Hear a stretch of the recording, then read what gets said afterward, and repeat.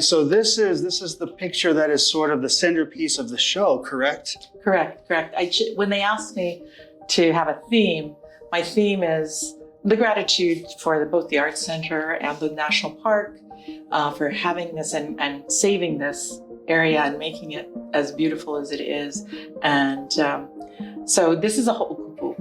And a ho'okupu, you'll think of it, the Hawaiian word means a gift or an offering, but actually, as with most Hawaiian words, they're multi-layered.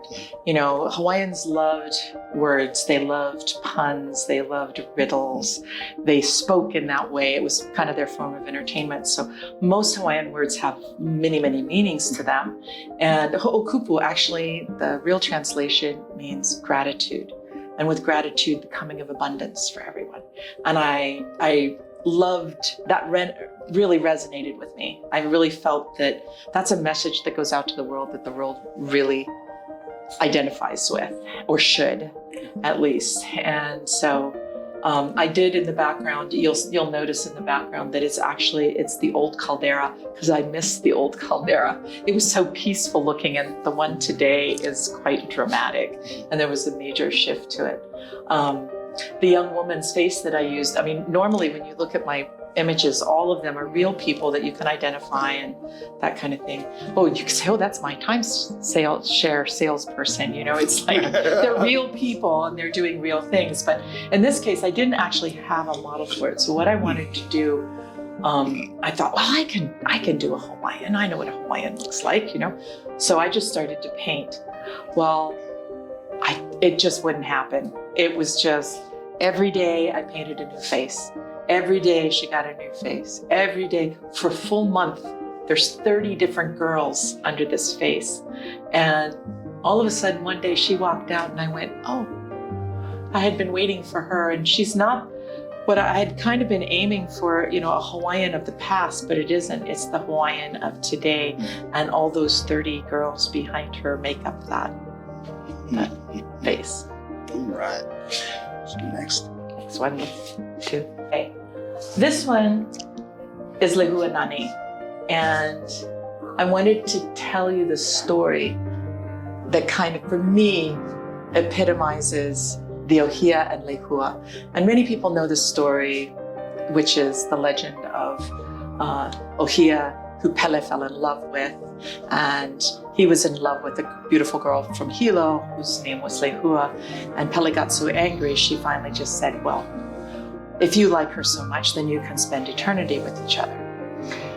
But my meaning behind this is a little bit different. I'm not trying to talk about the legend so much as the actual tree itself.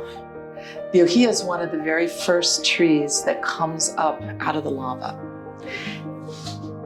It's in a very stark and intimidating location when that tree kind of breaks through that lava and starts to grow in a place where it should not be able, where nothing should be able to grow.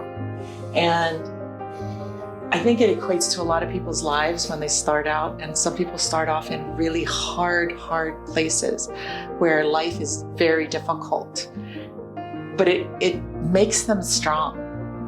That push through, getting through something that's really hard and difficult, particularly when you're young, can make you a stronger person. And it doesn't mean you're not going to blossom and become really, really beautiful at the end of it. Because the lehua then also, after this, the tree becomes a sanctuary for others, for birds, for the insects, for other creatures, for even a human that goes and stands to admire it or stands in the shade of it. Okay, so next.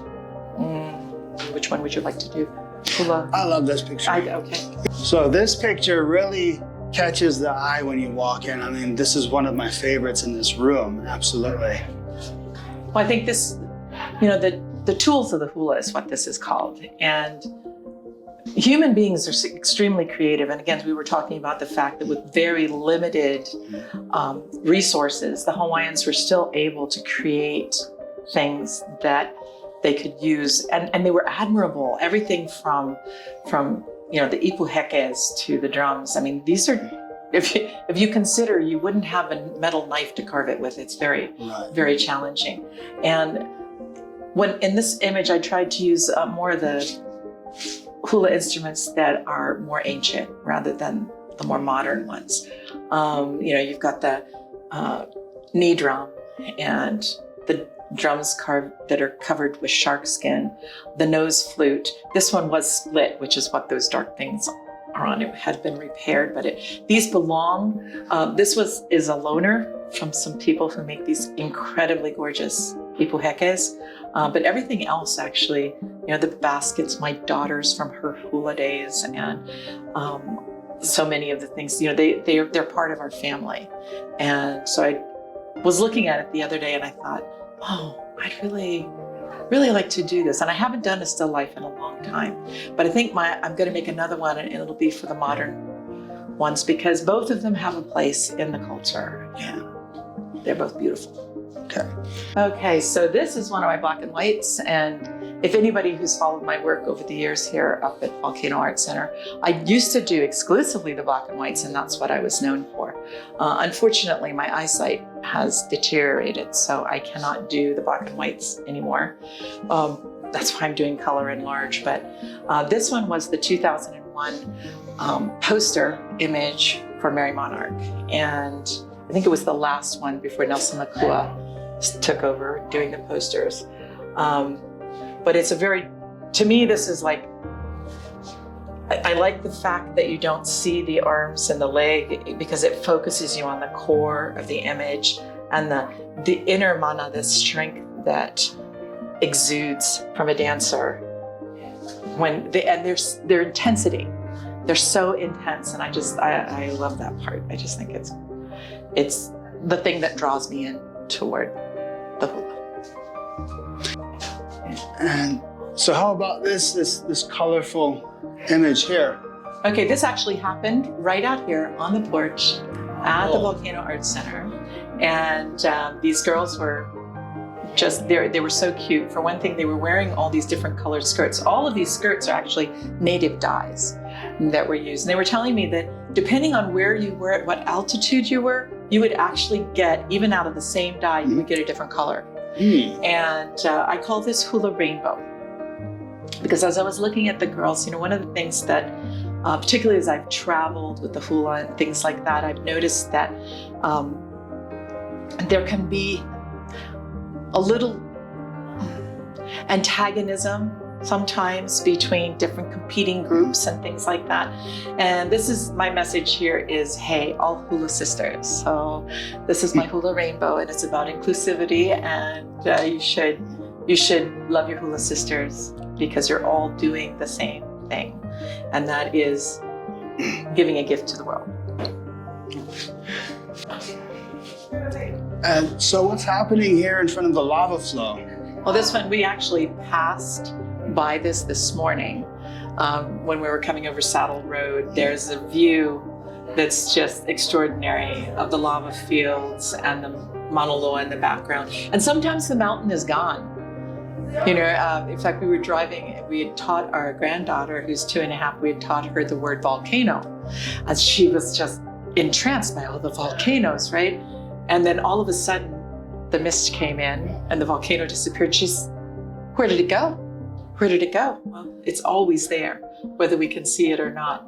And if you've ever, I don't know whether it's still there. Is there the 3D map? Is that still out in front of the film over here? Where you can actually see how big this mountain is. And it makes up 2/3 of the island. It is humongous. And it's Kilauea is like this little blip on it.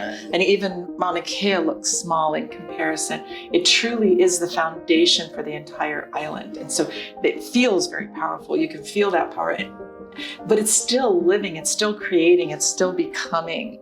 And, the lava fields to me are so beautiful out there. I just think they're striking. And then to see the actual lava flows that are coming down the mountain, I think are extraordinary. But the wind up there, it's a wind tunnel. And you'll get the wind blowing, and I thought the dancer in front of it, chants mean something, songs and hula mean something in Hawaiian, and they talk about places, and so this is her chant, her song about the lava fields of Mauna Loa. Nice. This is Sam Ka'ai, and many people in Hawaii who know anything about the culture, Sam's very, very well known. He's a true firebrand and a person who really speaks up for the Hawaiian culture. He's from Maui, actually, but he's a dear friend and has been a very strong mentor for things Hawaiian for me. I think he has taken it very seriously to try and record and keep much of the Hawaiian culture. And this is Kia. Now, Kia didn't like being depicted, so I've kind of beefed him up here and that kind of thing, and he has passed on. But he was a man of the earth. He is someone who farmed and grew taro down in Waipio Valley. But again, very, very well known for his nurturing spirit and his teaching of old past Hawaiian ways, which should be captured. And so both of these people are truly elemental in keeping the culture alive here in Hawaii. So there are many more pieces here for you to view. So if you can make it up here to the Volcano Art Center in the Hawaii Volcano National Park, this show will be up for another 2 weeks, correct? That is correct, until November 7. And please join us, and don't just come to see my art show, but also come to see the rest of the beautiful work that you will see here in the Volcano Art Center, which is just fantastic. You'll enjoy yourself. All right. Mahalo. Thank you very much for joining us.